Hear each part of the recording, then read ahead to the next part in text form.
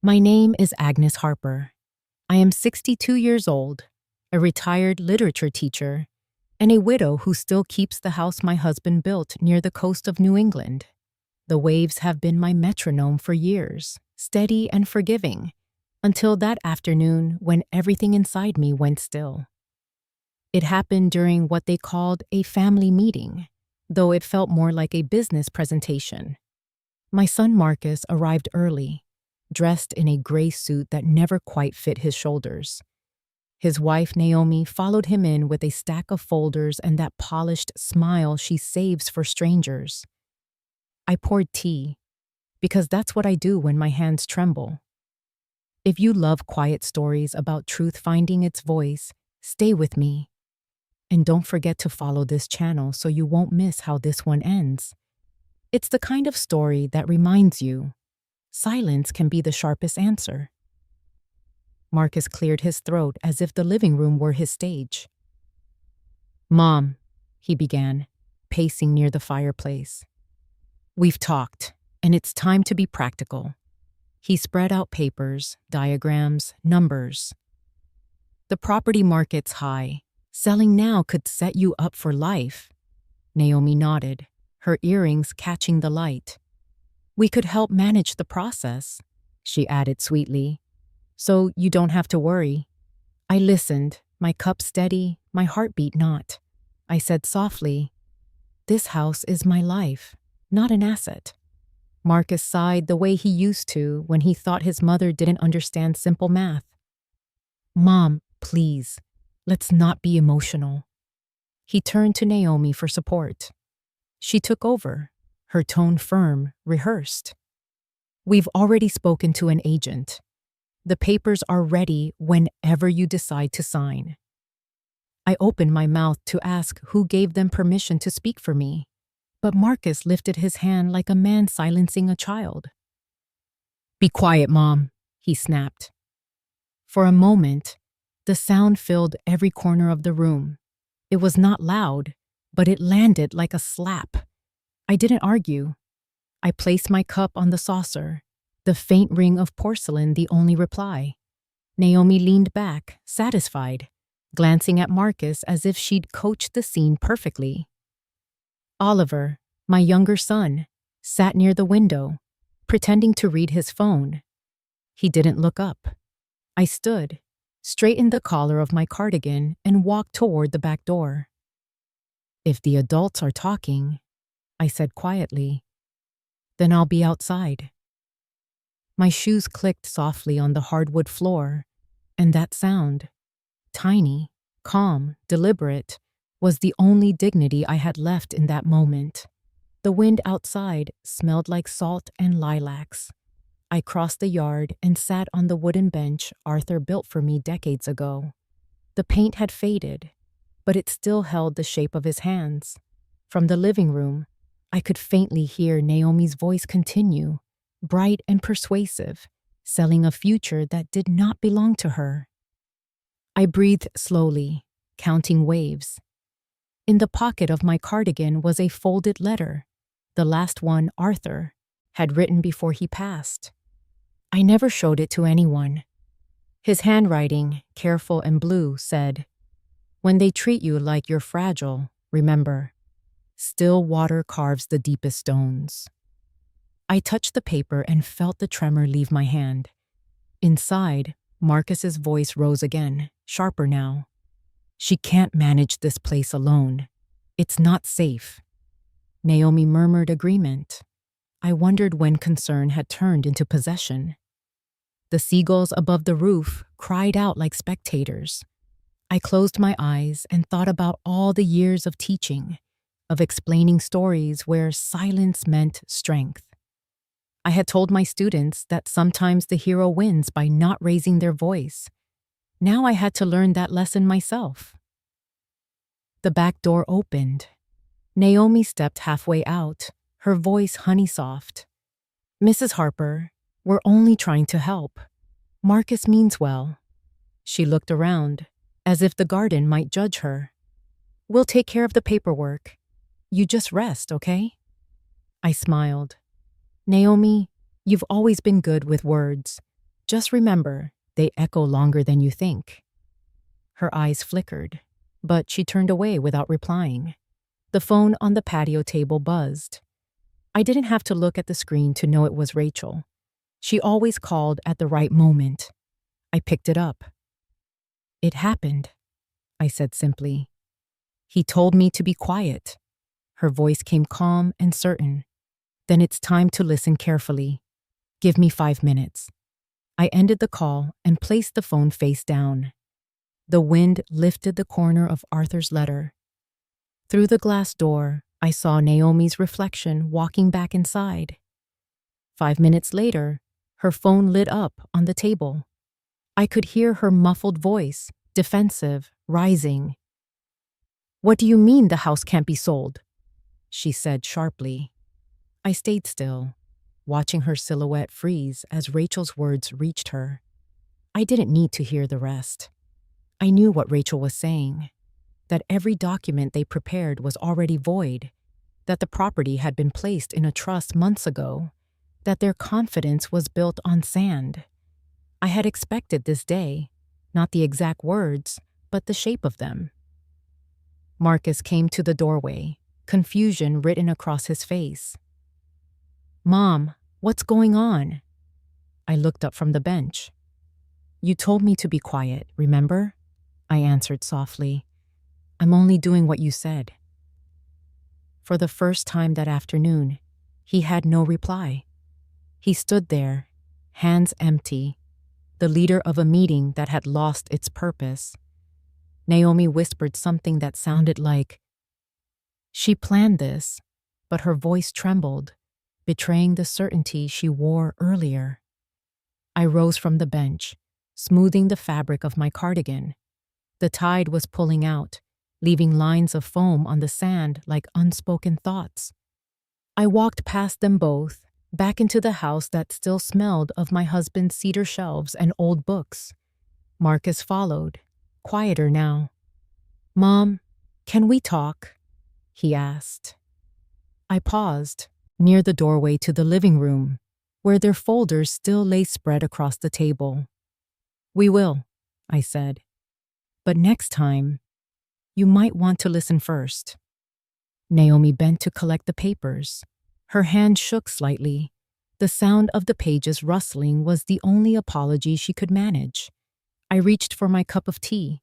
It was cold, but I drank it anyway. It tasted like closure. Later, when they left, the house felt peaceful again. The echo of his words still lingered in the air, but not as pain anymore. More like proof.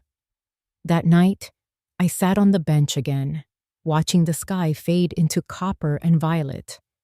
The letter rested on my lap. Arthur's handwriting caught the last light of the day, and I whispered to the sea, "You'd be proud of me." I stayed quiet. The stars began to appear one by one, like gentle affirmations. I didn't know then how loud my silence would become, or how far its echo would reach. But I knew this. That afternoon, when my son told me to be quiet, was the moment my voice truly began. I sat on Arthur's bench and let the sea be my metronome. After Marcus told me to be quiet, the world felt oddly patient, as if it had room for a different answer. The last letter from Arthur was folded in my lap, his handwriting a small map I could follow when the ground shifted. I smoothed the paper and thumbed the crease until the wood beneath me seemed to remember his hands. I reached into my cardigan for my phone and called Rachel. She picked up on the second ring. "Agnes," she said, and there was no rush in her voice. I told her what happened.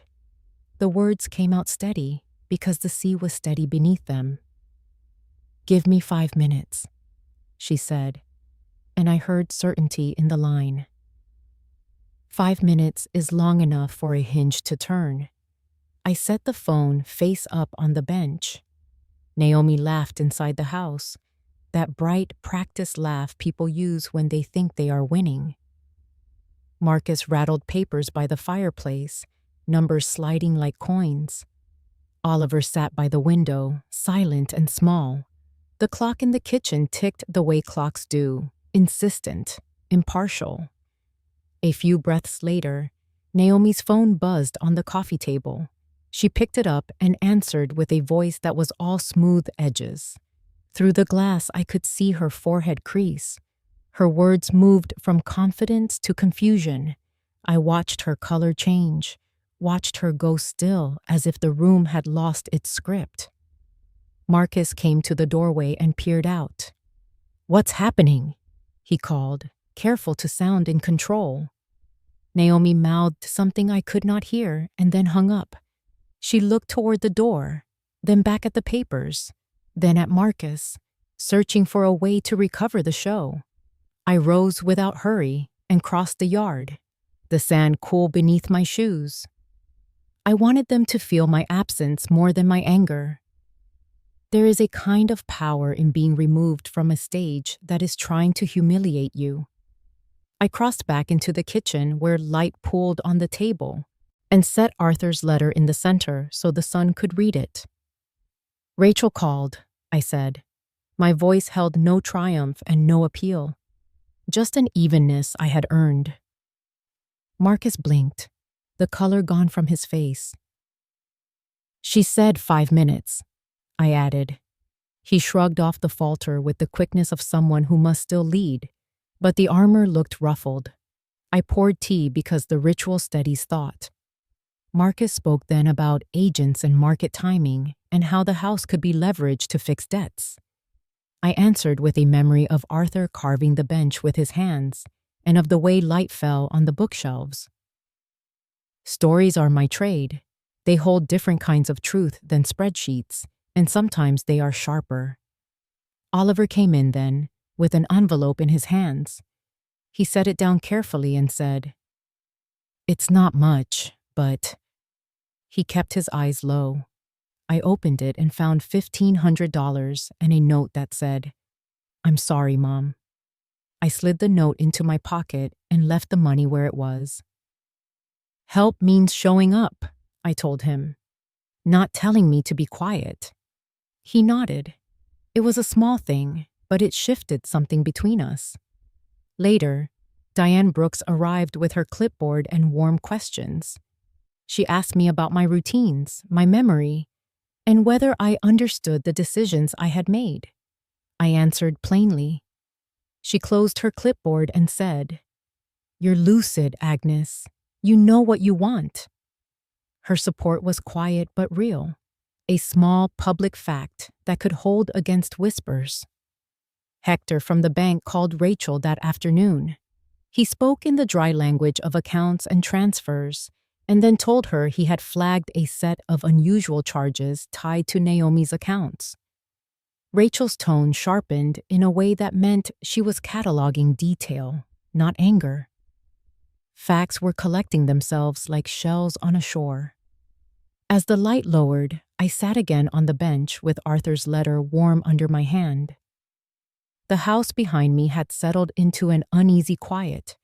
Marcus had retreated to his room and left the papers like maps on the table. Naomi had stepped out for a walk that looked more like a search for composure than for fresh air. Oliver rinsed dishes in the sink, methodical and purposeful. I thought about the economy of small weights. 5 minutes had meant someone gathered the right information. It had meant that patience, paired with knowledge, could shift how a room felt. It had meant that the document Rachel mentioned earlier, placed months ago in safe hands, would endure while a sudden plan would not. There is comfort in the number saved on my phone.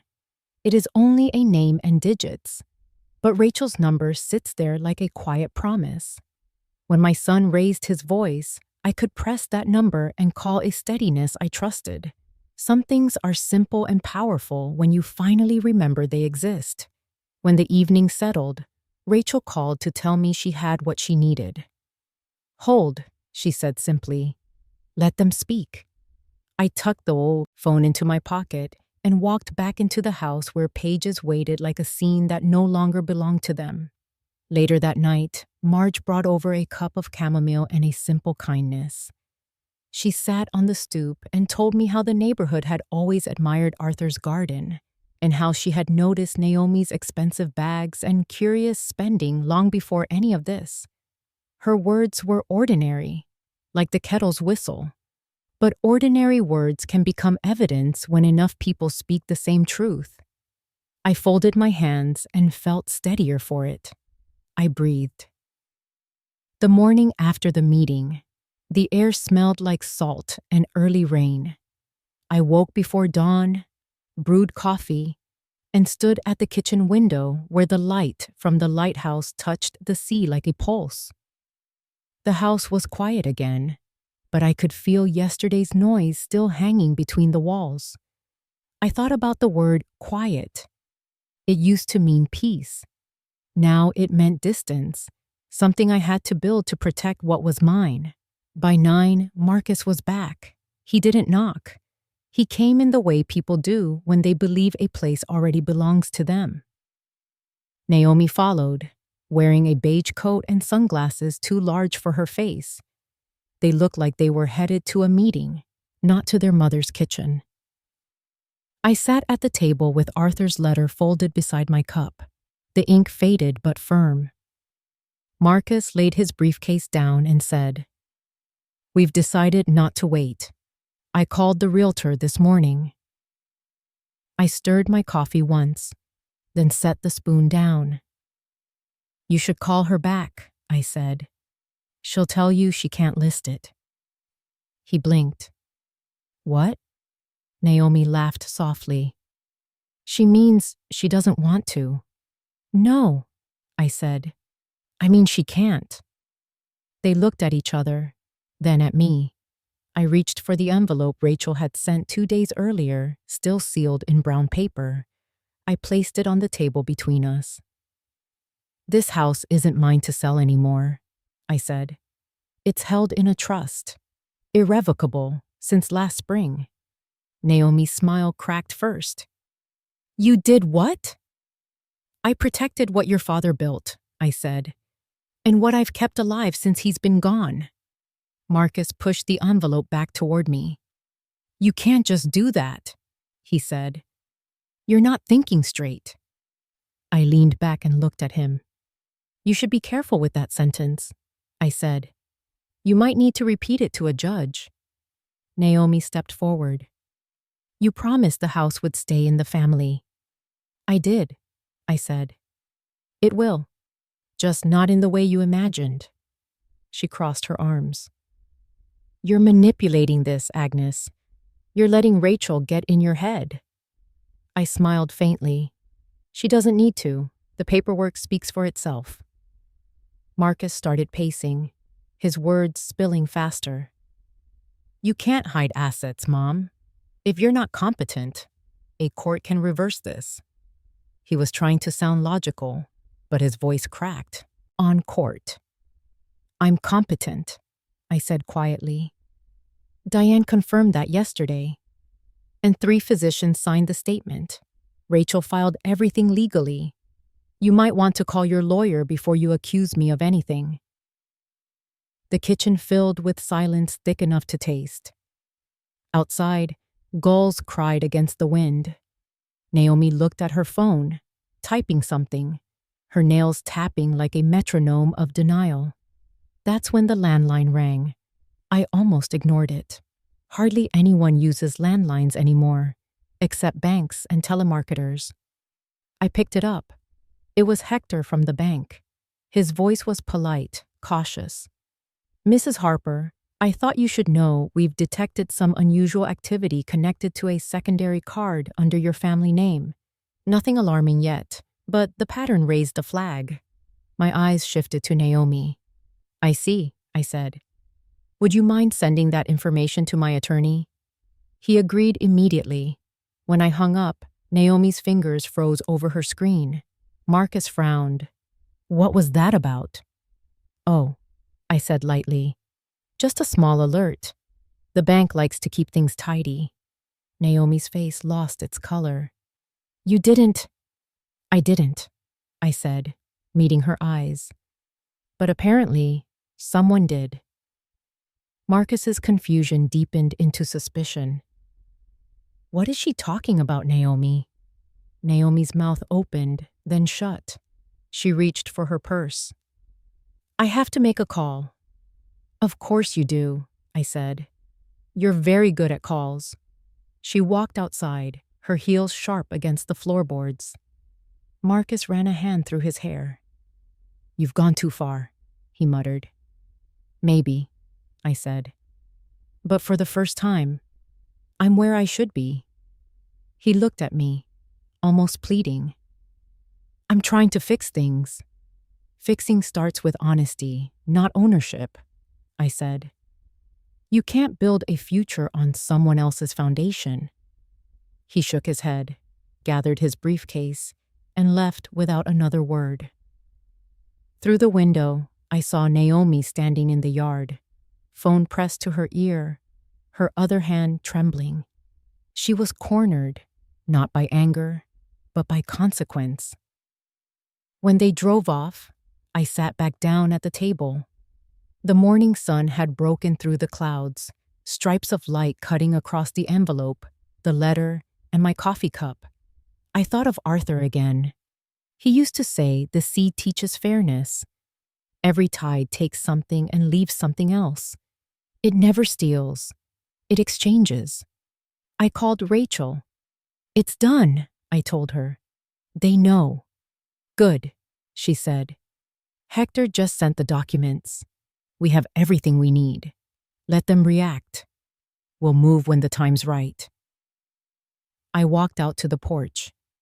The bench looked older in the daylight, the paint worn from years of salt and rain. I sat and let the wind lift my hair. Somewhere inside, my phone buzzed with a new message, probably from Marcus, but I didn't reach for it. The bench creaked, a familiar sound like memory breathing.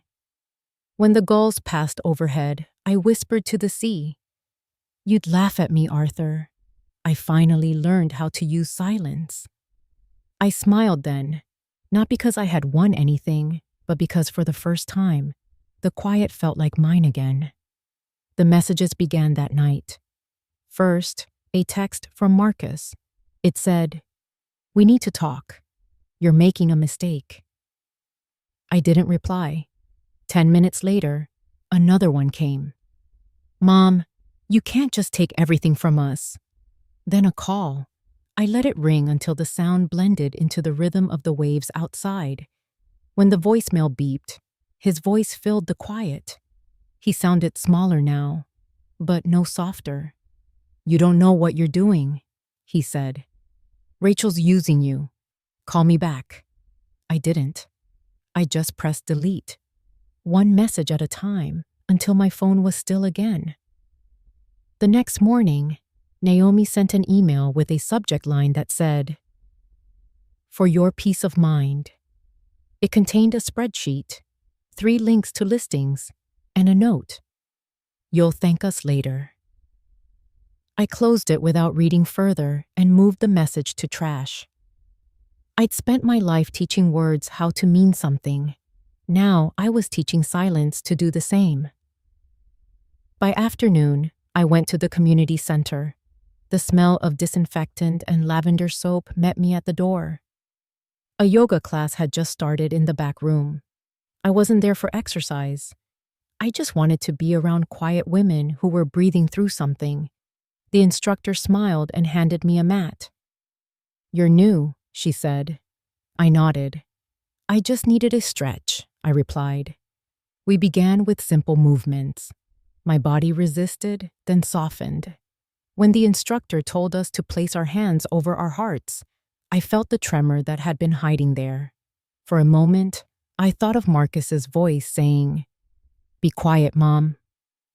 The memory still had teeth, but it didn't bite as deep. I inhaled, exhaled, and felt the word quiet start to mean peace again. After class, I stopped by the library. The same librarian who'd helped Arthur and me years ago recognized me. "You're back," she said kindly. I smiled. "I think I needed to borrow myself for a while." She handed me a new card, the kind with a gold chip, and I checked out a book of poetry about resilience. Words written by women who'd survived storms that didn't make headlines. That evening, my phone buzzed again. Marcus had sent a long message full of apologies wrapped in justification.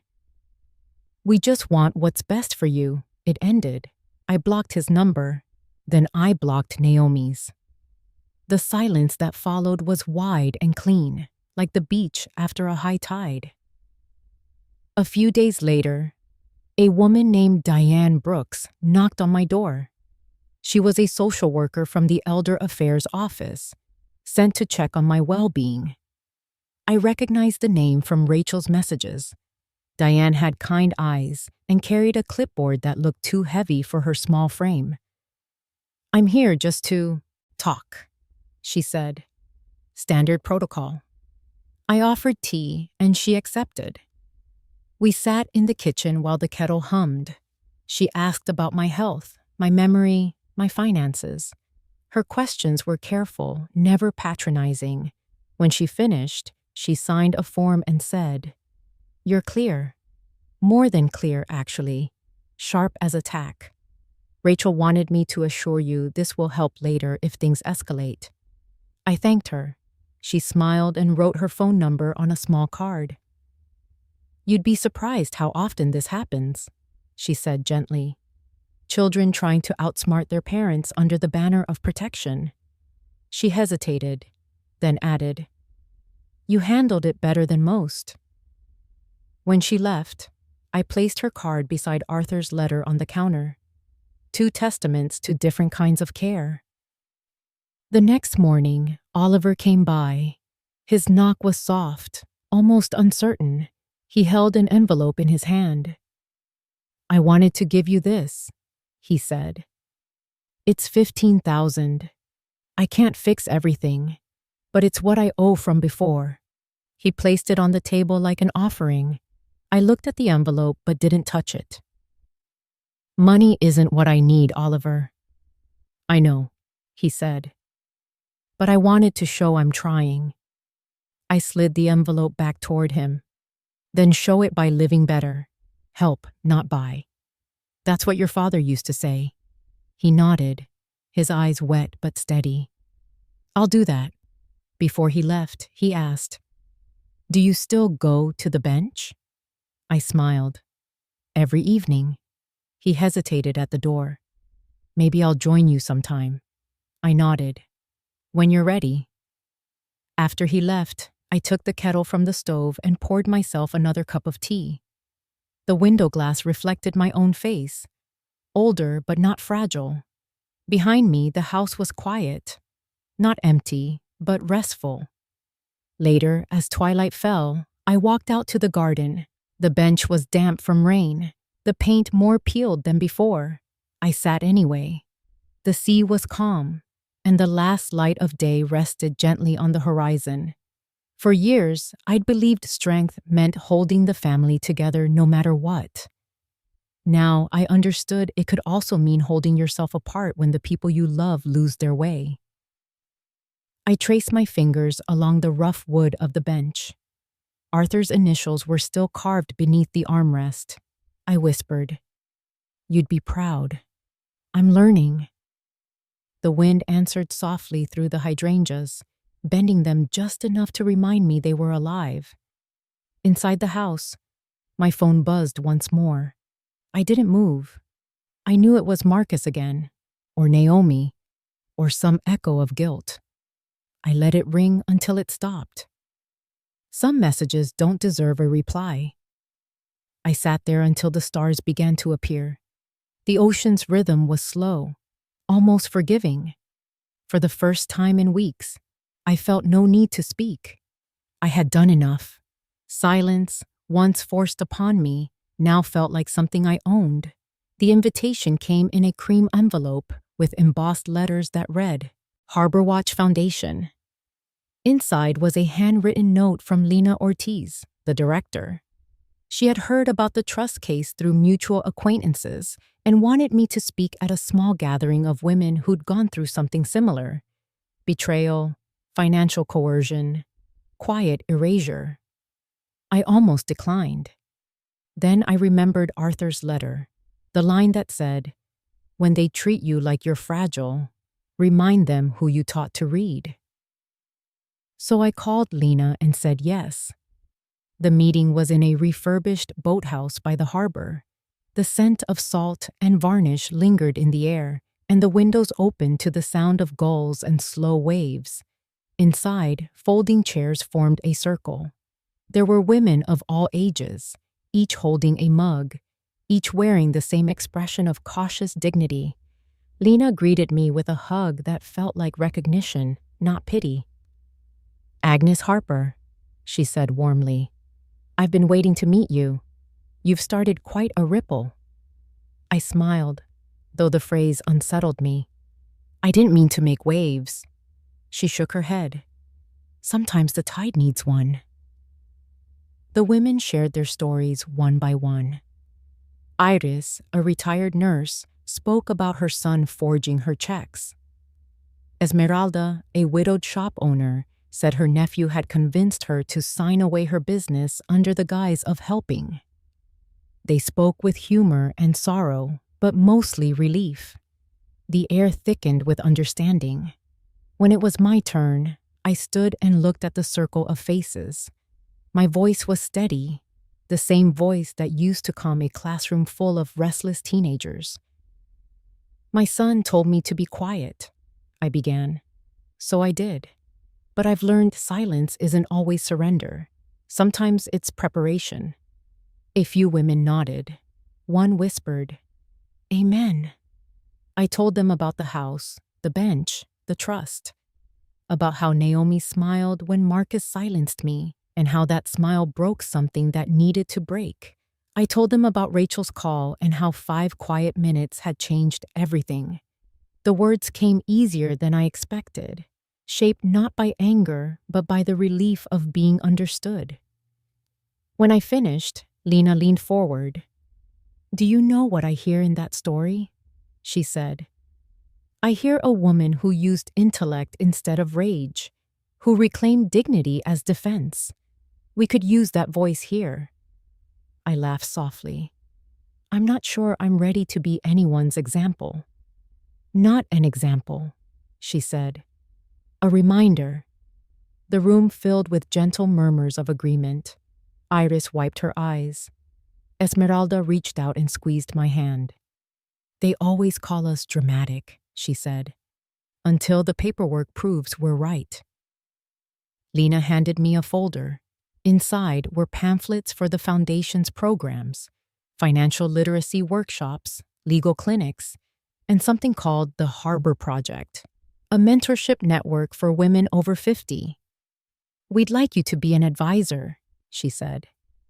"Not full-time, just guiding others who faced what you have. You'd be surprised how many letters we get from women afraid to speak." I looked out the window where the water shimmered like glass. "I taught literature for 35 years, I said. "I spent most of that time telling young people to find their voice. Maybe it's time I remember mine." Lena smiled. Then it settled. After the meeting, she walked me to the pier.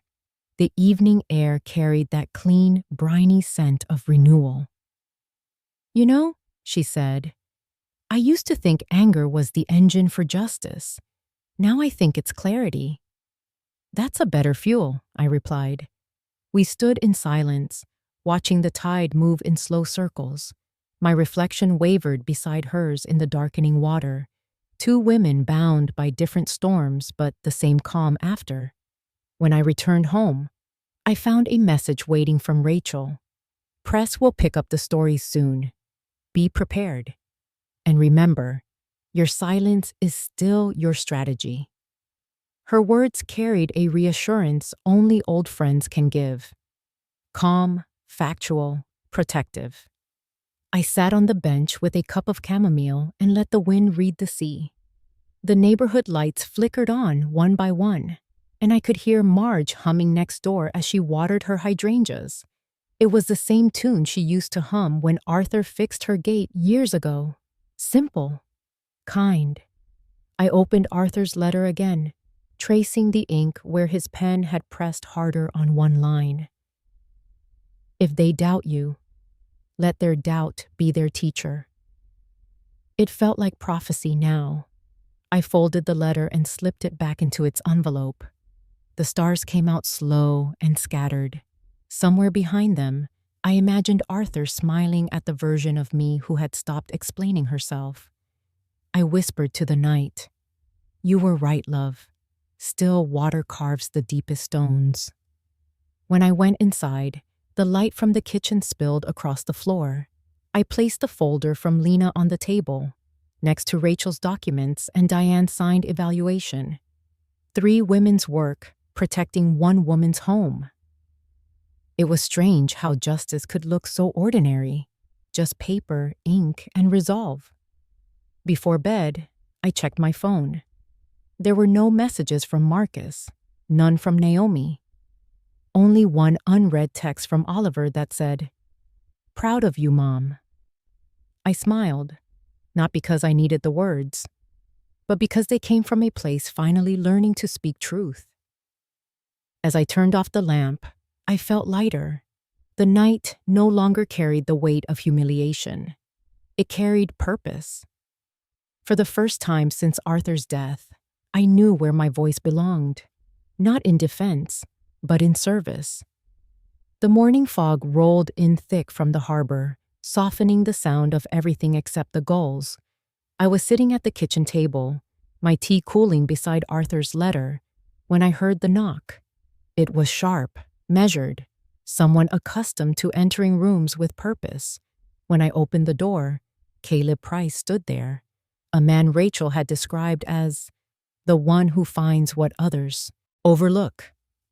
He wore a windbreaker, carried a small briefcase, and had the kind of eyes that took in more than they revealed.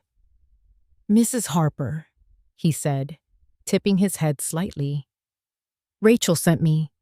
I'm here to document what we already know and to make sure what's hidden doesn't stay that way." I let him in. He didn't waste time on pleasantries. He unpacked his briefcase and laid out a laptop, 2 thick folders, and a small digital recorder.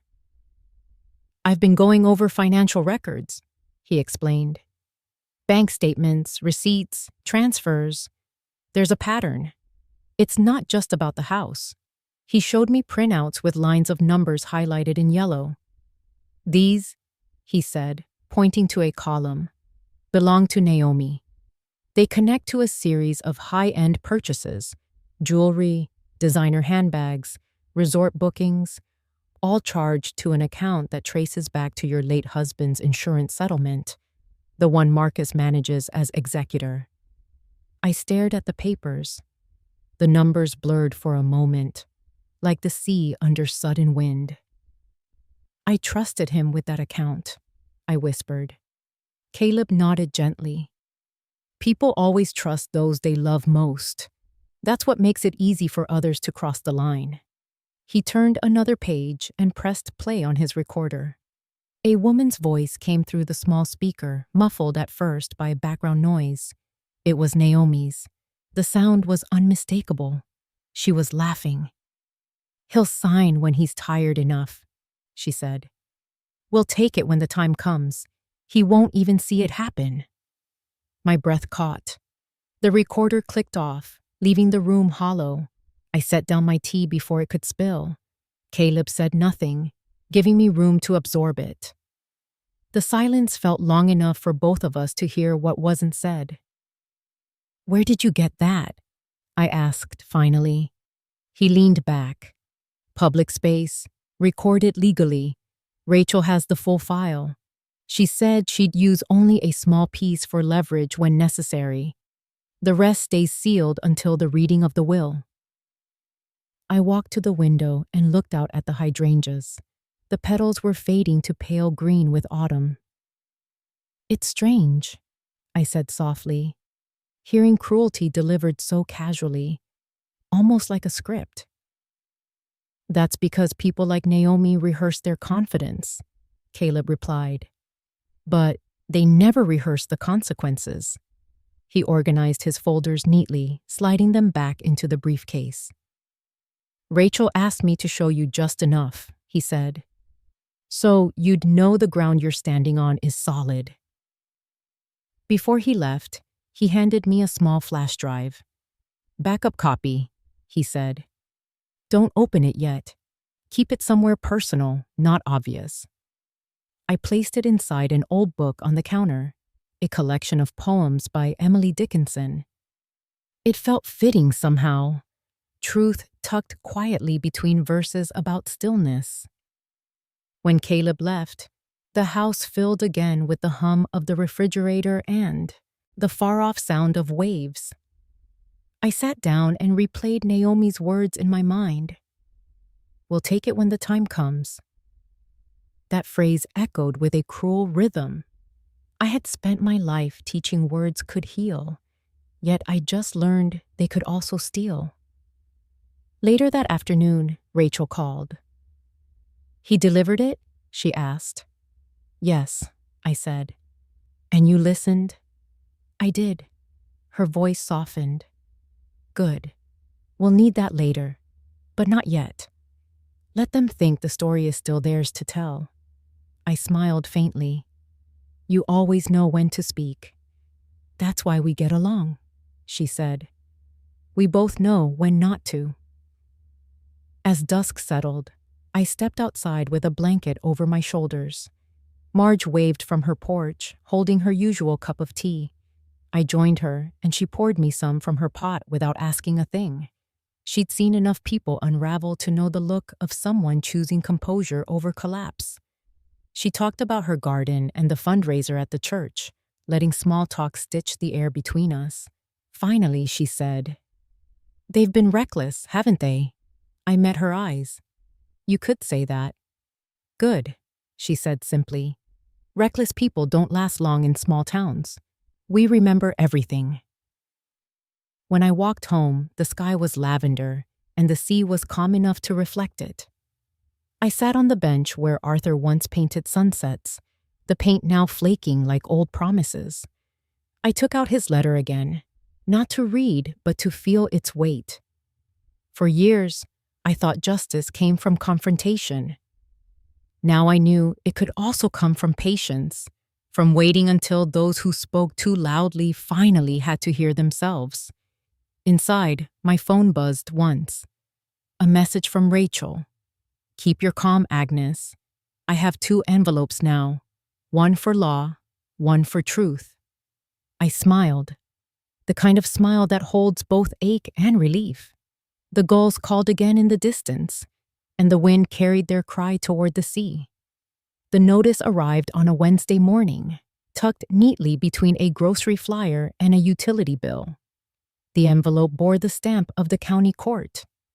My name was printed across the front, formal and cold.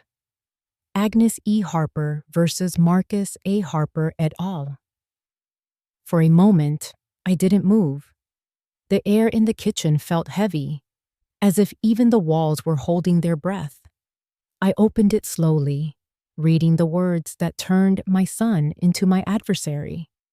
Marcus had filed a motion to challenge my competence, claiming I was unfit to manage my own estate. He wanted control of the trust.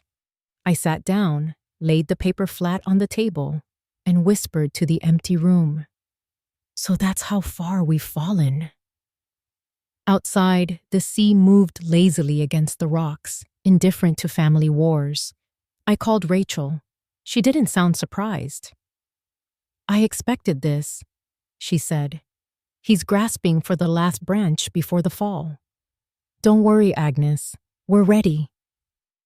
That afternoon, she arrived at my house with a slim briefcase and the kind of calm that made other people panic. He filed late, she said, settling at the table. That already tells me he's rushing. We'll file our response by morning. I'll include affidavits from the doctors who signed your evaluation and Diane's report from the state's Elder Affairs Office. Diane arrived soon after, carrying her clipboard and a soft smile. I heard, she said. Let's make this simple. She signed a sworn statement confirming I was fully competent and added a note in her own hand. Client demonstrates consistent cognition, financial literacy, and self-agency. Rachel read it, nodded approvingly, and said, "That alone will make a judge smile." The next 48 hours moved like a tide I couldn't stop. Marcus's lawyer, a young man with more arrogance than experience, called Rachel's office demanding a quick hearing. Rachel agreed immediately. "Let's end this before he finishes rehearsing his speech," she said with quiet amusement. 2 days later, we entered the courthouse. The marble floors echoed under every step, each sound deliberate. Judge Hamilton presided, an older man with white hair and eyes that carried patience like a weapon. He adjusted his glasses and looked at Marcus first. "You're alleging incapacity?" he asked. Marcus's lawyer stood, full of polished certainty. "Yes, Your Honor. My client believes his mother was unduly influenced in transferring her property and creating an irrevocable trust." Judge Hamilton turned to Rachel. "Your response?" Rachel rose with measured grace. "We have no objection to scrutiny, Your Honor. We only request that the truth arrive quickly." She handed him a folder. 3 medical evaluations confirming Mrs. Harper's competence, 2 financial audits confirming transparency, and a video recording of the signing witnessed by the notary, myself, and Mrs. Brooks from the Department of Elder Affairs. The courtroom was quiet except for the soft hum of the air conditioning. The judge flipped through the pages, his expression unreadable. After a minute, he set the file down. "I've seen enough," he said. "Mr. Harper, do you have any additional evidence?" Marcus shifted uncomfortably. "My mother has been confused," he stammered. "She's being manipulated." "By whom?" the judge asked. He hesitated. "By her lawyer." Rachel smiled faintly. "Flattery won't win your case." A few people chuckled quietly. Even the clerk couldn't hide a grin. The judge tapped his pen. "Mr. Harper, your concern for your mother's welfare is noted, but it appears she is more competent than the average litigant I see in this room." He signed the dismissal with a single stroke of his pen. Motion denied. The gavel struck, final and echoing. Marcus turned to me, his face pale.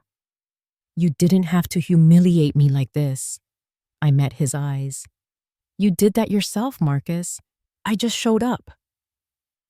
Outside, the courthouse, the air smelled of asphalt and salt. Reporters lingered on the steps, their cameras poised but unsure who to focus on, the son or the mother. Rachel stepped beside me and whispered, "Don't stop walking.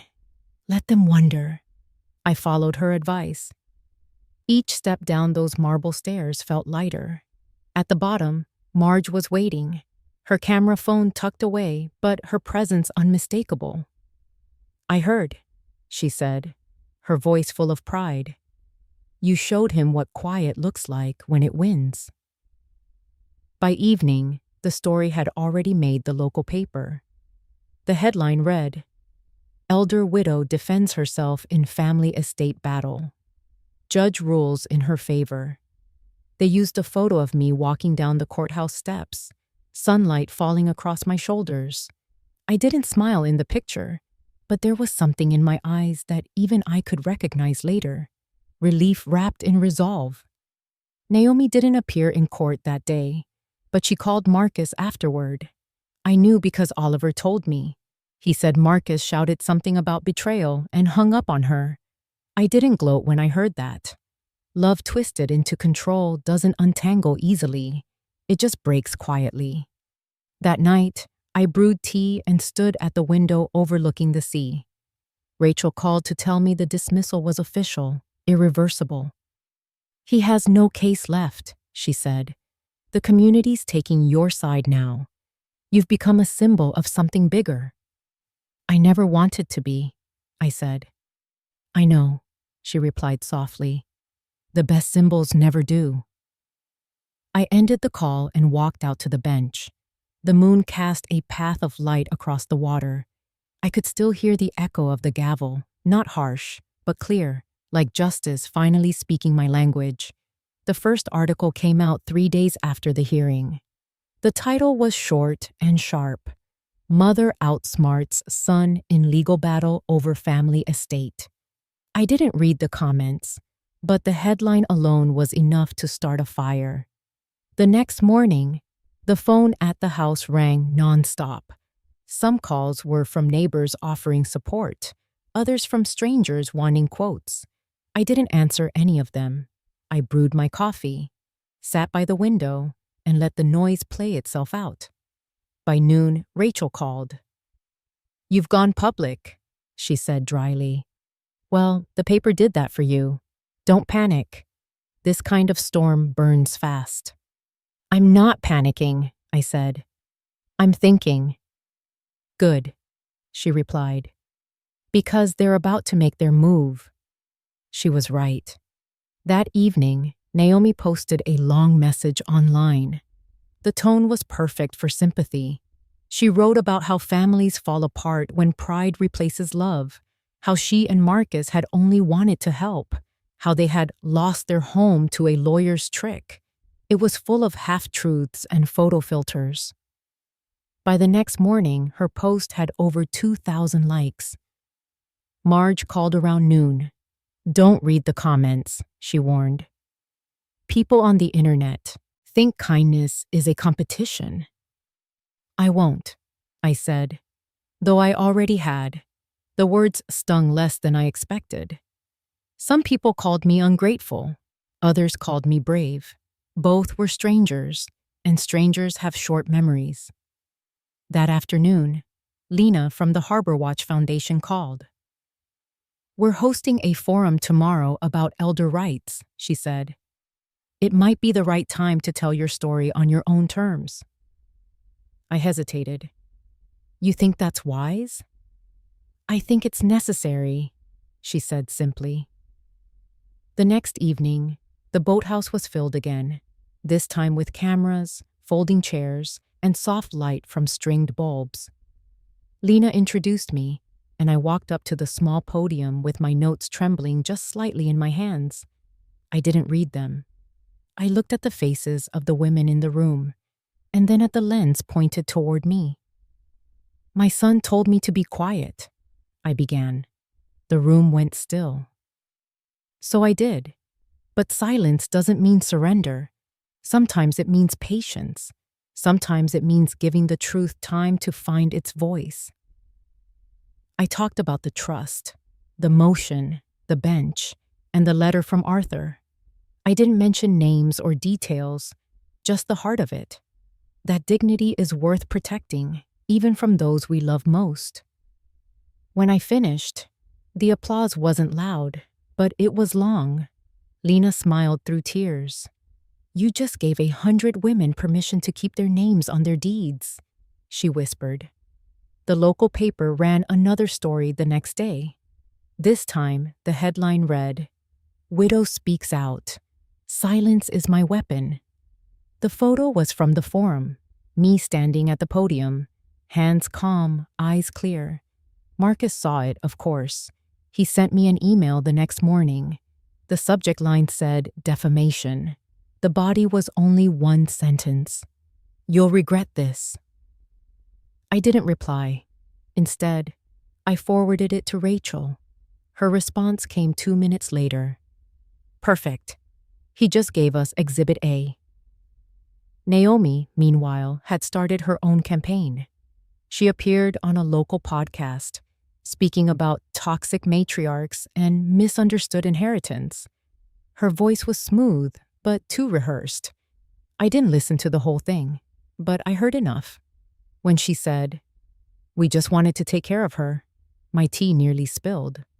2 hours later, Caleb texted Rachel. "Got it." Naomi's voice, same tone, same phrasing, recorded in full. Perfect for comparison. Rachel forwarded me the message with one line. Let her keep talking. Every word builds our case. That evening, I sat on the bench as the wind picked up from the east. The sky was purple and silver, the air electric with the smell of rain. Marge walked over, wrapped in her shawl. You handled that speech like a queen, she said. Half the town's talking about it. Good or bad? I asked. Both, she said, smiling. Which means they're listening. I laughed softly. That's all that matters. Later, when I went back, inside, I saw Oliver's car in the driveway. He'd been quiet since the hearing. He stepped out holding a folder. I've been helping Caleb, he said. We found a few things.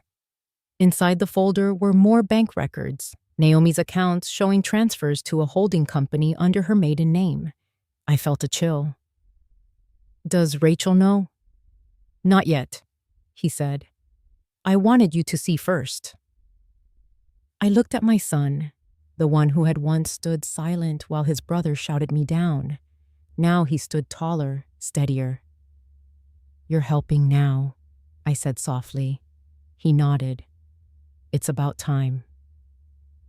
The next morning, Rachel called again. Naomi and Marcus just filed a counterclaim, she said. They're suing for $35,000, claiming those were gifts. Let them, I said. It's a small price for truth. Rachel chuckled. You've become dangerous, Agnes. I like it. The storm outside broke that afternoon. Rain swept across the windows, drumming steady like a heartbeat. I brewed tea and sat near the fireplace, the same spot where Marcus once told me to be quiet. I watched the water streak down the glass and thought about how storms clean as much as they destroy. When the thunder softened, I opened Arthur's letter again. The ink had faded further, but the words were still there, still certain. If they doubt you, let their doubt be their lesson. I smiled. The lesson was well underway. The house was quiet again, the kind of quiet that doesn't ache anymore. Morning light spilled through the kitchen window, soft and forgiving, touching the edges of the table where the old letter still rested under its glass frame. I had started keeping Arthur's note there permanently. It felt right somehow, as if his words were now part of the house's foundation. That morning, I heard a car door shut outside. It was Oliver. For the first time in months, his footsteps didn't sound hesitant. He walked in holding a folder and a cup of coffee. I figured you might need a refill, he said. I smiled. That's a new habit. He nodded. Therapist's idea, act of service. She says guilt should move, not sit still. I looked at him. This man who used to be my quiet child and later my silent witness. How's therapy? I asked. He exhaled through a small laugh. Harder than I expected. Easier than pretending I'm fine.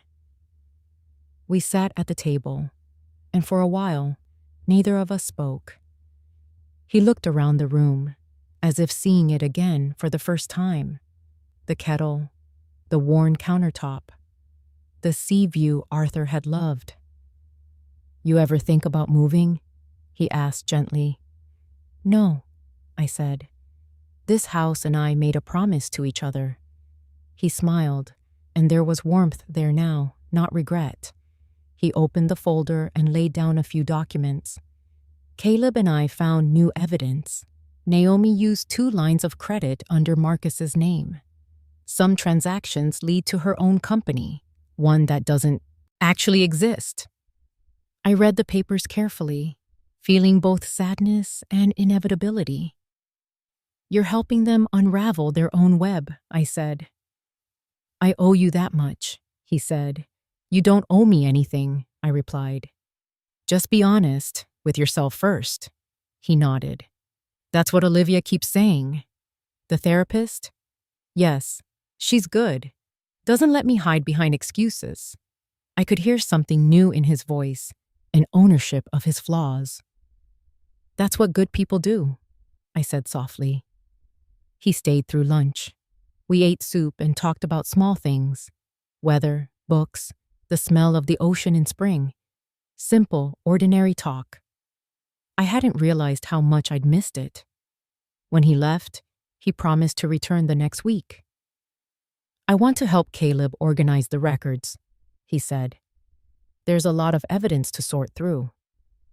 Later that afternoon, Rachel called. "Your younger son's turning out to be quite the ally," she said. "He's been helping Caleb trace Naomi's digital trail. I think we'll have enough soon for a full presentation to the court."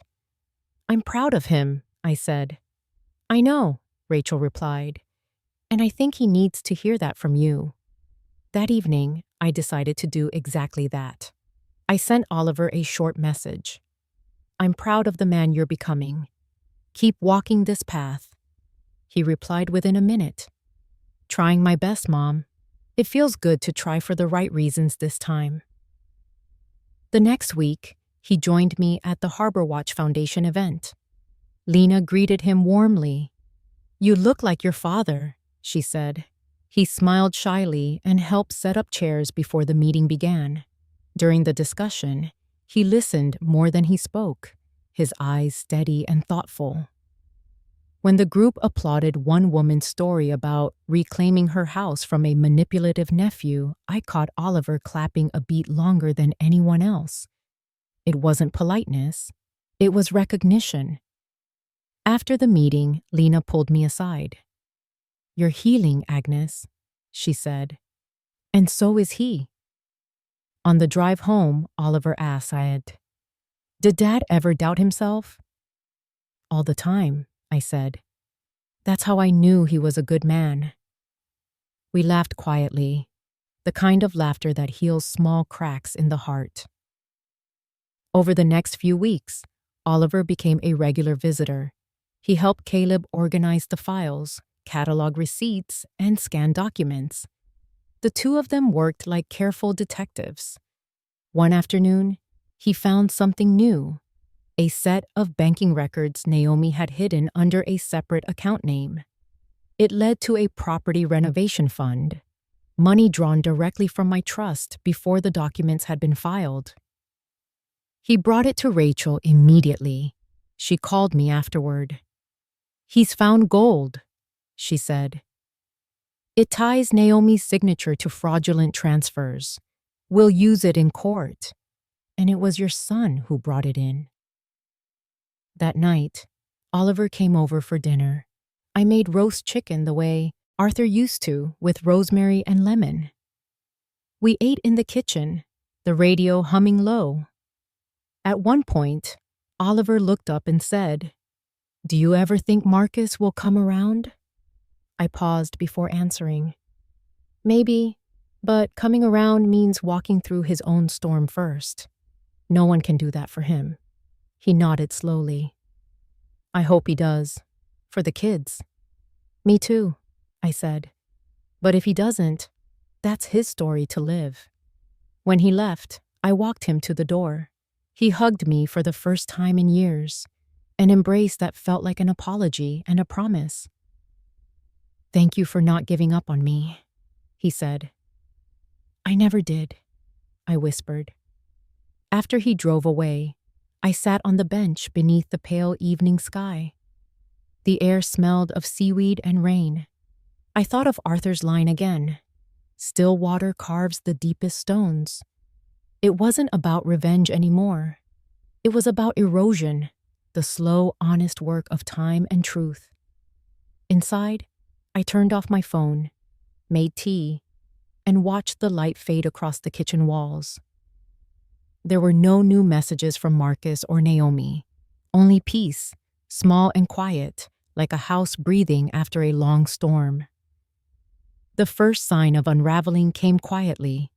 Rachel called early that morning, her voice clipped with the calm efficiency she used when truth was about to surface. "It's happening," she said. "Naomi's lawyer just withdrew representation. She's on her own now." I stood by the window, coffee warming my hands. Outside, the tide was low and the sand glistened with morning light. "What caused it?" I asked. "Hector finally sent me the full file," Rachel said. "Every bank statement, every transaction trail. It's all there. Fund transfers, fake invoices, even a few payments labeled as consulting fees. We can prove she used trust funds for personal spending. The numbers don't lie." I closed my eyes and let the words settle. "And Marcus?" "He doesn't know yet," she said. "But he will. It's only a matter of hours." By noon, I heard the news. Naomi had moved out. She left Marcus a note, short and cruelly practical. "It's over. Handle your mess." Oliver told me Marcus called him after reading it, his voice breaking between anger and disbelief. "She said it was all my fault," he told his brother. "She said she was tired of pretending." I didn't answer the phone when Marcus tried to reach me later. Instead, I took my gardening gloves and went outside. The hydrangeas had started to wilt. I trimmed them quietly, one stem at a time. Healing, I've learned, often looks like maintenance. In the afternoon, Rachel stopped by. She laid a folder on the table, Hector's documents. "Take a look," she said. Inside were statements showing Naomi's withdrawals, the transfers from Marcus's accounts, and her luxury purchases. "It's more than enough," Rachel said. "The district attorney's office will review this next week. Naomi might face restitution, charges. Marcus could too, though his case is more emotional than criminal." I nodded slowly. "He's paying his own price." Rachel's tone softened. "He's lost his job. They found out he'd been using company credit to cover personal loans. He's unraveling." I looked out the window toward the sea. "He built his life on sand," I murmured. "Now the tides come in." That evening, I heard a car pull into the driveway. The engine idled, then stopped. Marcus stood by the gate, looking smaller than I'd ever seen him. He didn't have the polished air of the man who once lectured me about practicality. His shirt was untucked, his hair unkempt, and his eyes, those blue eyes he got from his father, were rimmed with exhaustion. "Mom," he said, voice trembling, "I just need to talk." I stepped outside, keeping a gentle distance. "You've always been able to talk," I said. "You just never wanted to listen." He nodded, defeated. "I know. Naomi's gone. The job's gone. Everything's gone." I looked at him, not with anger, but with the kind of sadness that feels older than grief. "You thought control was safety," I said. "But control is a cage you built for yourself." He wiped his face roughly. "I didn't mean for it to get this far. I thought I was protecting what was ours." "What was mine?"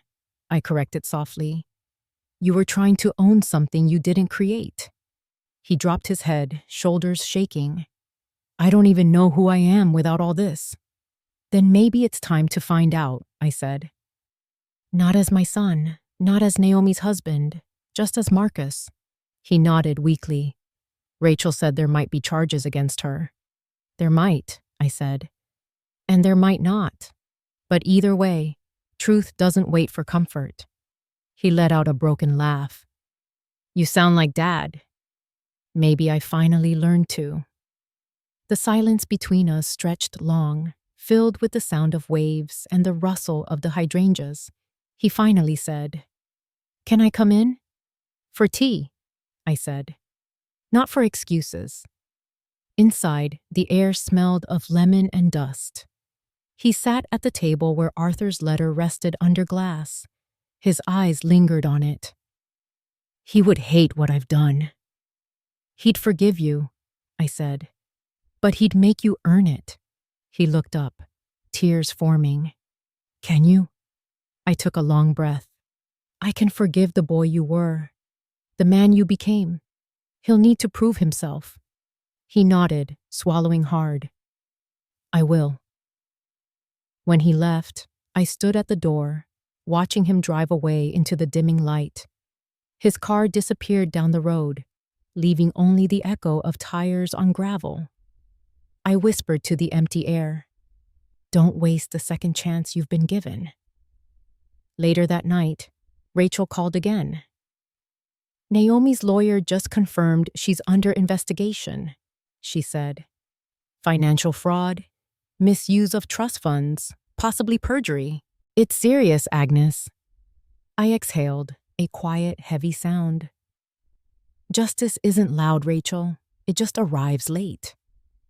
Before bed, I lit the small lamp by Arthur's photo. His smile still held warmth, even after all these years. "It's almost over," I told him softly. "The noise is fading." Outside, the sea was calm, the moon high above it. I thought of Naomi, pacing somewhere in fear, and Marcus, sitting in the ruins of his certainty. And I thought of Oliver, slowly building something honest from what remained. When I finally lay down, the house breathed around me, old wood, soft air, peace returning in careful steps. The storm had broken, and though the debris remained, the ground beneath felt steady again. The day of the will reading arrived with skies the color of pewter and air thick with anticipation. The law office was an old colonial building off Harbor Street, its white columns weathered by salt and time. Rachel had arranged everything. She said it was procedural, though the room felt more like a stage waiting for a reckoning. I arrived early, dressed simply in navy and pearls, Arthur's favorites. Rachel met me at the door, steady and composed as always. "Ready?" she asked quietly.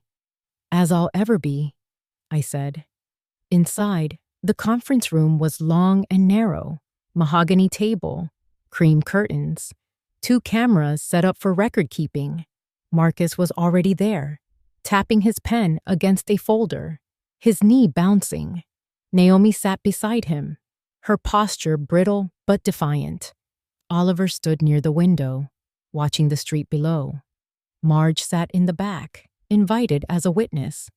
Her presence comforted me more than I expected. Rachel called the session to order. "This is the formal reading of the last will and testament of Mrs. Agnes E. Harper," she said. "All parties are present." The words landed heavier than they should have.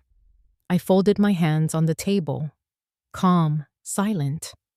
Rachel began reading the legal clauses, my assets, my instructions, the trust that had already been set in motion. Her voice filled the room, smooth as glass. When she reached the section concerning the family home, Marcus interrupted. "Excuse me," he said, his tone clipped. "We don't need the whole performance. Just tell us who gets what." Rachel looked up slowly. "Mr. Harper, you'll have your chance to speak when I finish." He leaned forward, eyes sharp. "Mom, tell her to stop wasting our time." I turned to him, my voice even. "Rachel's doing her job." "This is ridiculous," he said louder. "Be quiet, Mom." The words fell like stones into the silence. Naomi shifted uncomfortably, and Oliver looked down at his shoes.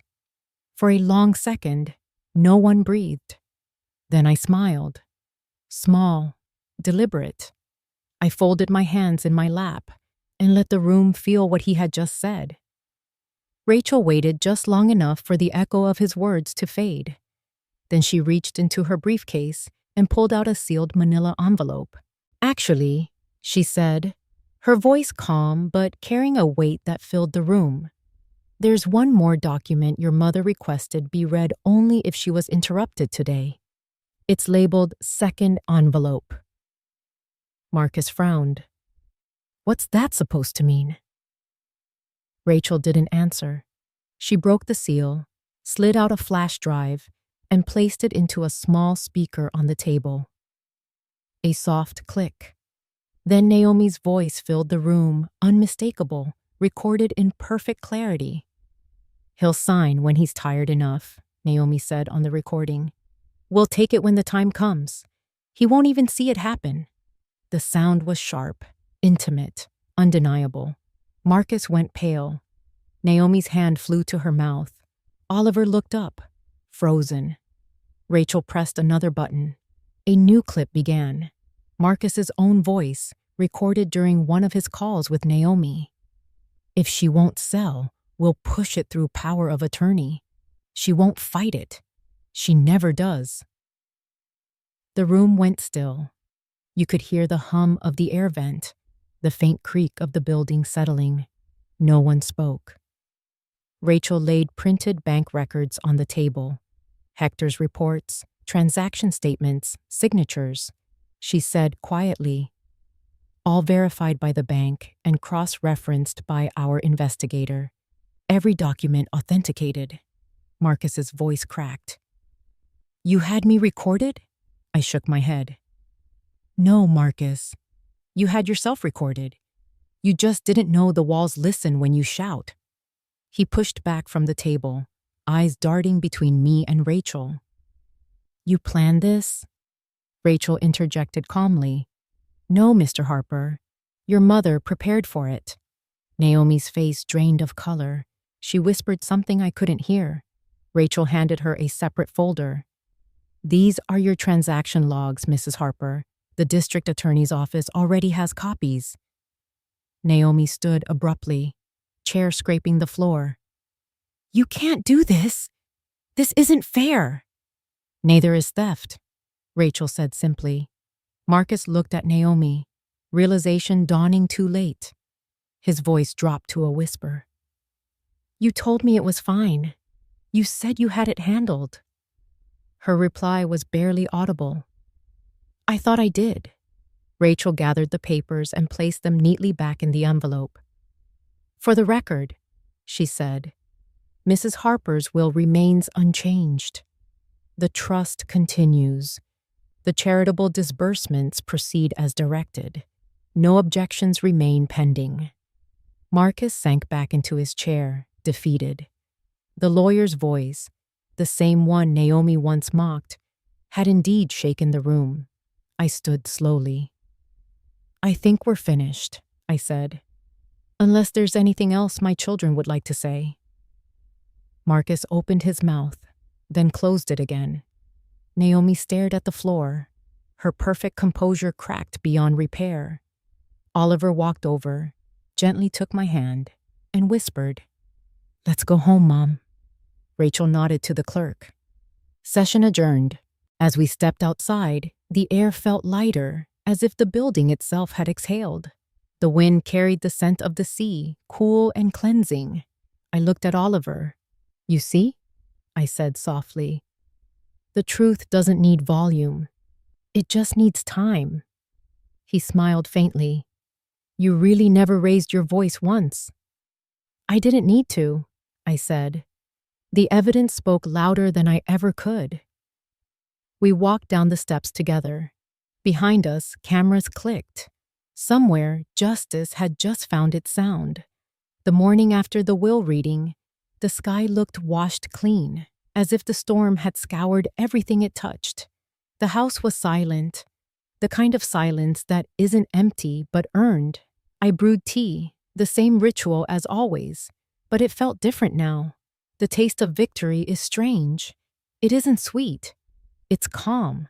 It sits quietly in your chest and reminds you that you survived what tried to unmake you.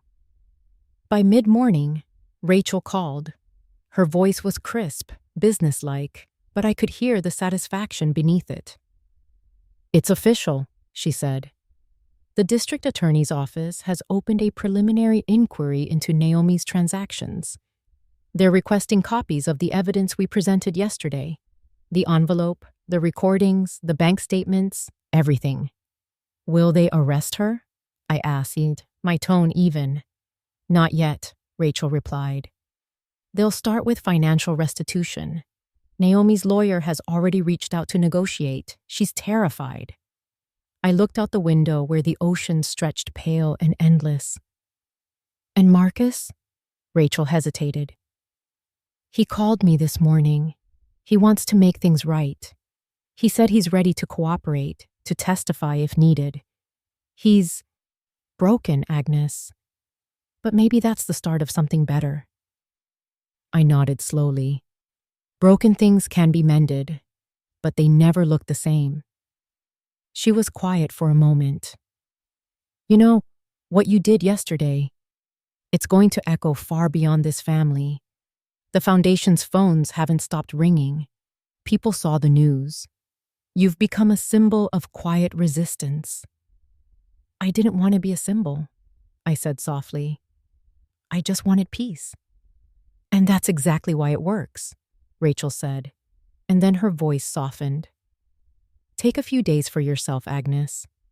Let the dust settle. You've earned the stillness. When the call ended, I walked out to the garden. The air smelled of damp soil and salt. The hydrangeas were blooming again, small bursts of color against the pale wood fence. I sat on the bench Arthur had built, tracing my fingers along the carved initials that had outlasted every argument, every betrayal. For the first time in a long time, I whispered his name aloud. I did it, Arthur, I said quietly. The house is safe. Our story stays ours. A faint breeze lifted the corner of his letter on my lap. I opened it, even though I already knew every word by heart. The last line, written in his careful blue ink, still caught me off guard every time. When they try to take your voice, let the truth speak for you. I smiled through the sting of tears. He had known exactly who I would need to become long before I did. By afternoon, the phone began to ring again. Oliver called first. They're interviewing Marcus, he said. He's cooperating. He told me he's done lying. Good, I said. Let him start over, even if it's small. He's scared, Oliver continued. But maybe that's what he needs. Fear can be the start of humility, I said. And humility is the only place growth begins. Later, Marge stopped by with a basket of scones. I watched it all on the news, she said, setting the basket down. They played the part where the lawyer opened the envelope.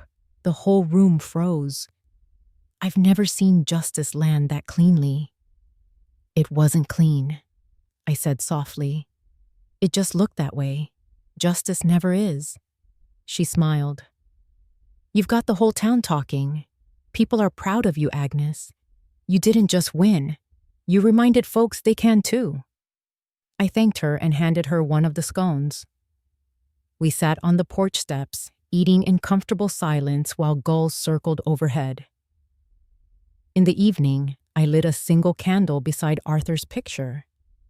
The house glowed with the kind of light that hums rather than shines. I opened my journal and began to write. Not about revenge or pain, but about return. About the strange peace that follows truth once it's finally spoken. Hours passed unnoticed. The phone buzzed again. This time, it was a text from Oliver. Marcus asked if he could visit. Not yet, right? Not yet, I replied. But tell him I'm glad he asked. Before bed, I walked through each room slowly. The walls, the floors, the faint creak of the stairs. They all felt alive again, as if the house itself had been holding its breath during the months of deceit. I paused by the table where Arthur's letter rested, then by the window overlooking the sea. The waves glowed under the moonlight, silver and patient. I whispered to the night, "It's over now." But even as I said it, I knew it wasn't entirely true. Endings rarely are. What comes after truth isn't silence. It's the slow work of rebuilding. Tomorrow, there would be meetings, paperwork, maybe interviews.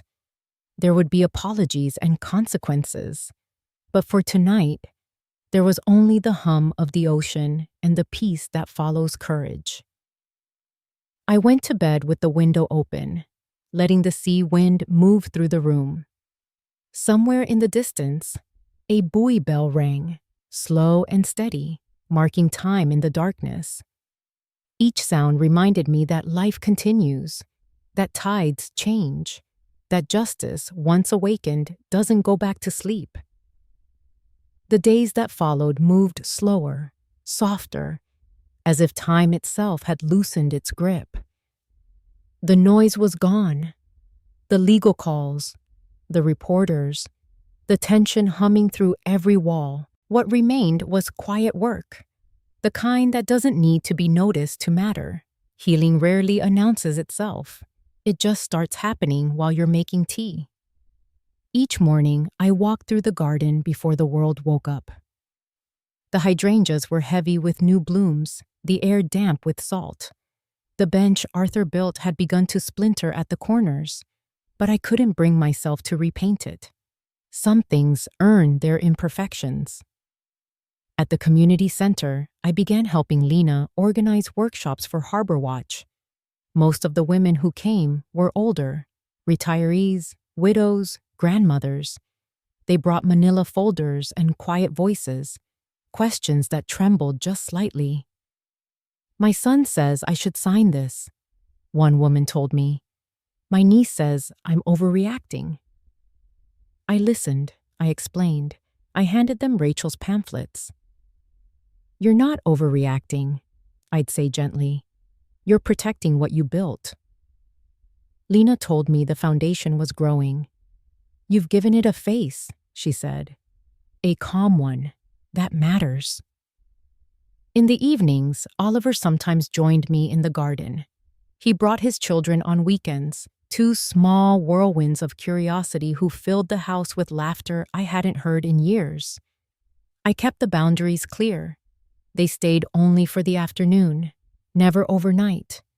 Marcus wasn't ready to visit yet, but he sent small notes through Oliver.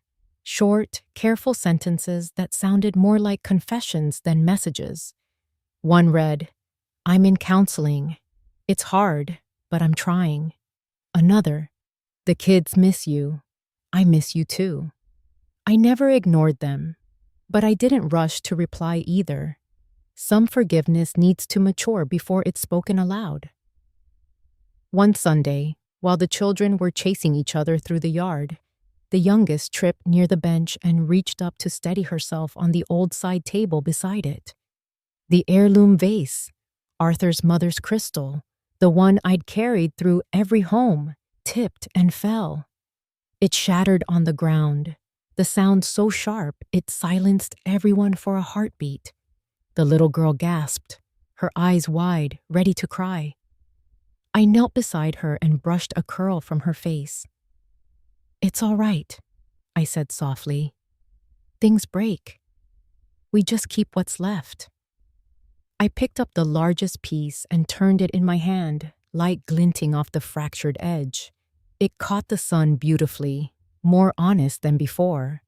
I wrapped it in a handkerchief and slipped it into my pocket. The girl smiled tentatively, and within moments, she was running again, the accident forgotten. Oliver watched from the porch. "You didn't even flinch," he said. "I've heard worse things break," I replied with a small smile. That night, after they left, I sat on the porch with the broken shard in my palm. The sea murmured in the distance, steady and patient.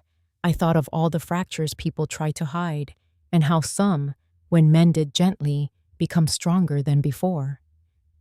Marge stopped by as the light faded. "You're glowing," she said, handing me a jar of her homemade jam. "Looks like peace suits you." "It does," I said. But it took a while to learn the fit. We shared tea, and she told me about the church committee planning a small award for community advocacy. "They're giving it to you, by the way," she said, eyes twinkling. "You're becoming a bit of a legend around here." I laughed softly. I'd rather just be a lesson. Well, sometimes legends start that way, she replied. Before bed, I walked through the house again. I touched the edges of things I used to guard fiercely: Arthur's chair, the kitchen counter, the bookshelf that still smelled faintly of cedar. Ownership had once felt heavy. Now it felt like stewardship. On my desk lay another note from Marcus, delivered through Rachel this time. It read, "I've started volunteering at a financial literacy program, helping others manage what I couldn't handle myself. I'm sober. I'm learning to listen. For the first time, I wrote back. Keep listening." That's where redemption begins. I sealed the letter and left it on the hall table for Oliver to deliver. When I returned to the garden, the moonlight was bright enough to see the waves rolling gently beyond the fence. I reached into my pocket and pulled out the broken crystal, setting it on the bench beside me. It gleamed faintly under the moon. For years, I had believed healing meant restoration, that things had to return to what they were. Now I understood it better. Healing is learning to live with the fracture and still find the beauty in it. The night breeze carried the faint scent of hydrangeas and salt. I whispered to the air, "It's enough, Arthur. We're all learning." And for the first time in a long time, I felt not like someone who had survived, but someone who was truly living again. The courthouse smelled faintly of old paper and disinfectant. I stood in the corridor beside Rachel, the morning sun slanting through the tall windows, throwing lines of gold across the floor. It was the final hearing. Closure, she called it. Not victory, not celebration, just the last step in a long climb. Inside the courtroom, Judge Hamilton sat where he always had, calm and patient, the kind of man who carried authority like a quiet tune. He greeted Rachel with a nod, then looked at me. "Mrs. Harper," he said, "good to see you again. I trust life has settled somewhat." "It has, Your Honor," I said. "Thank you." The proceedings were brief. Naomi's attorney confirmed that restitution payments had begun, installments to cover the money she'd taken from the trust. The criminal charges were suspended on condition of full repayment and public acknowledgement of wrongdoing. She would also complete 200 hours of community service at a financial education nonprofit. I found a strange comfort in that detail. Marcus was there too, seated a few rows behind her. His suit looked clean but worn, his hands folded like a man learning how to be still. The court ordered him to complete a counseling program and repay what he had borrowed from my accounts before the trust took effect. When the judge asked if he understood the terms, he said, "Yes, Your Honor," and meant it. Rachel handled everything with quiet precision, her voice measured, her files immaculate. When she finished presenting the documents, she turned toward me with that small, reassuring smile she used when battles were truly over. The judge signed the final orders, stacked the papers neatly, and said, "It appears justice has done its work here. This trust remains intact, and Mrs. Harper retains full authority. I'd call that a sound conclusion." He paused, then looked directly at Marcus. "Mr. Harper, your mother seems to have more faith in law than most people I meet in this room. You'd do well to remember that law and love both demand humility." Marcus nodded, eyes lowered. Naomi didn't speak at all. When the gavel struck for the last time, it sounded less like a sentence and more like a sigh of relief. Outside, the steps were crowded with light. Rachel tucked her folders under her arm. "It's done," she said simply. "Is it ever really done?" I asked. "Done enough," she replied. "The rest is living." We walked toward the parking lot together. Reporters had lost interest weeks ago. Justice, once quiet, rarely stays news for long. I didn't mind.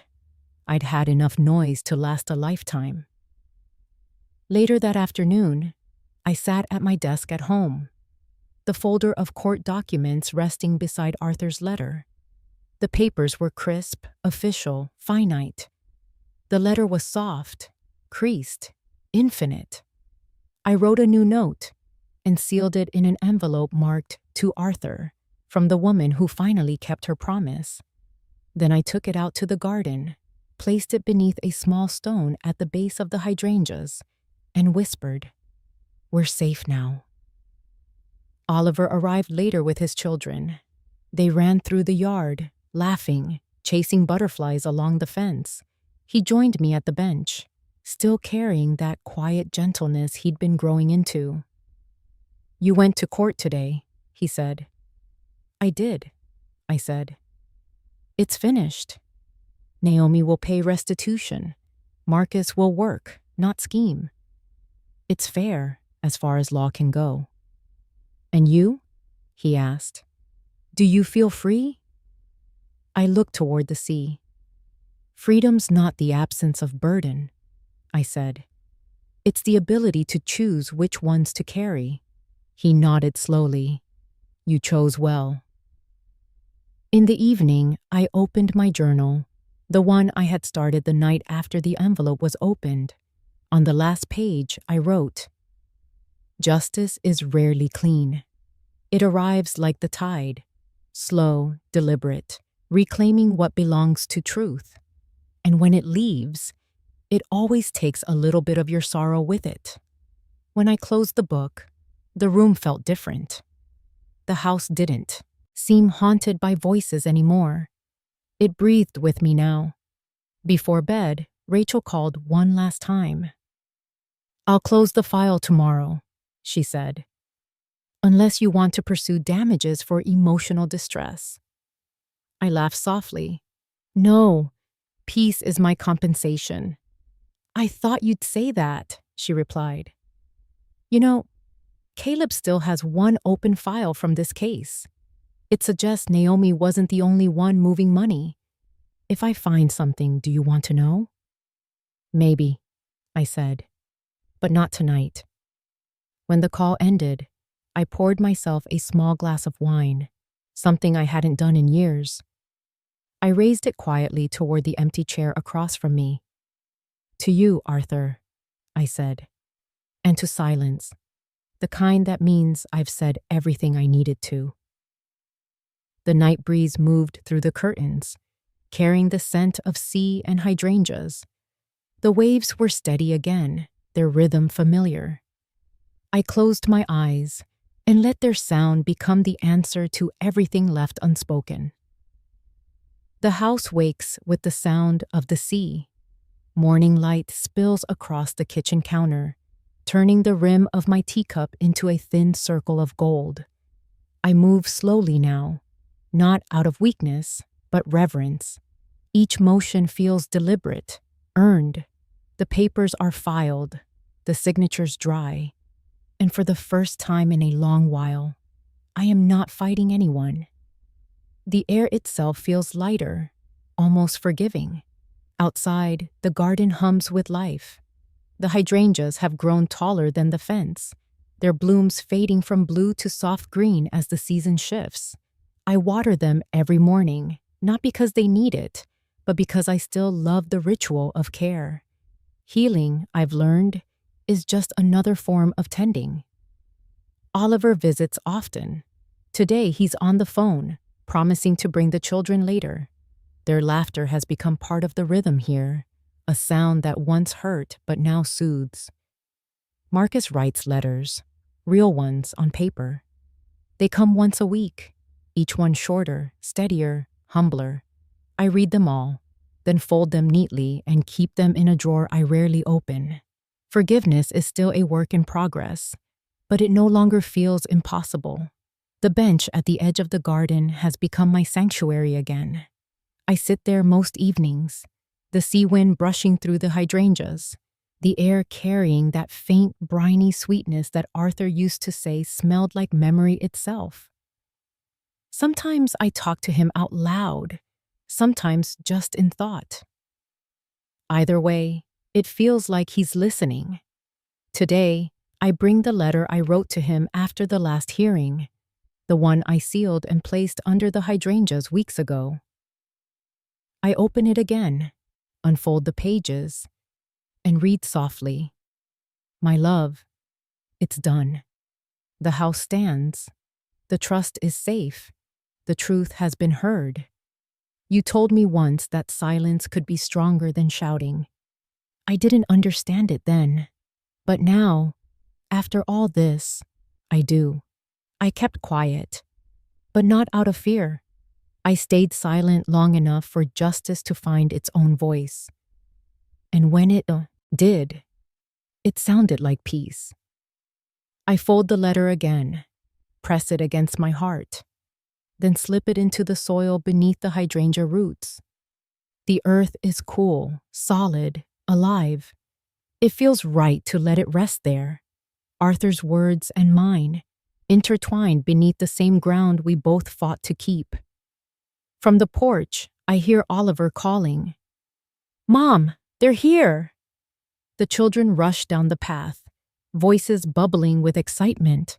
I wave, and for the first time, the sound of Grandma feels like music instead of reminder. They run to the bench, the same one that once held my tears, now holding their laughter. One of them picks up the broken shard of crystal I'd left on the armrest. "It's pretty," she says. "It is," I tell her. "Even broken things can shine." We spend the afternoon in the garden, talking about simple things. The waves, the birds, the cookies cooling on the porch. Life feels smaller now, but in the best way. Manageable, honest. When evening falls, I sit alone for a while after they leave.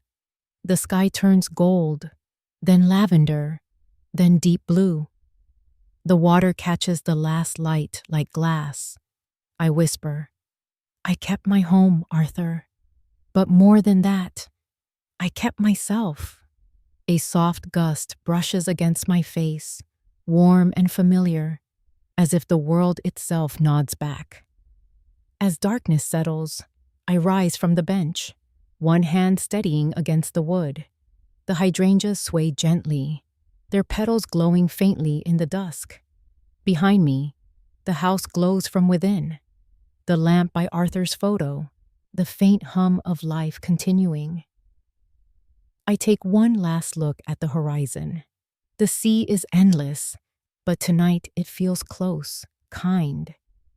I whisper the words that have carried me through every storm. He told me to be quiet. I smiled and let him talk. Then the lawyer opened the other envelope, and the room heard the truth. The tide sighs against the shore, soft and steady. I turn toward the house, the light spilling onto the path like a welcome. Justice had been done, but the wound remained. Smaller now, gentler, human, and that was enough. As I close the door, the camera of memory pulls back. A woman in her 60s, alone but unbroken, surrounded by what she refused to lose. The sea whispers through the night. The hydrangeas bow in the wind, and the house finally rests. Because silence, when it comes from strength, doesn't mean the end. It means peace.